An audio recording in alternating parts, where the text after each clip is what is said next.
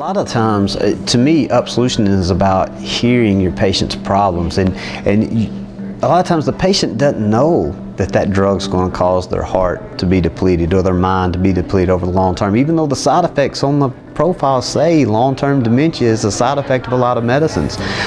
So we've got to be proactive, and we've got to educate them on what may happen. I call it up-solutioning, not upselling, for a reason.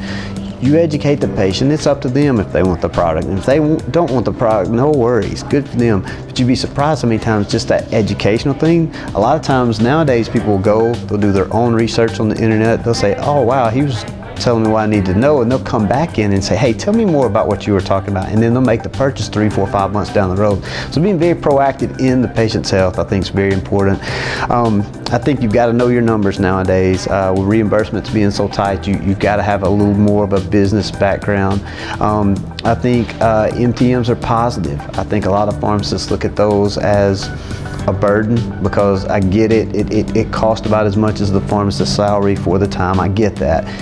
But if that pharmacist does a good job of making suggestions that could be profitable, if they do a good job of syncing that patient up, of caring for that patient, then what happens is you wind up solving more problems, and those problems start to be profitable. So I think if you handle MTMs right, it can be super profitable. And I think that synchronization is the way of the future too. I think those 4 things would be by far the most important things you need to be focusing on.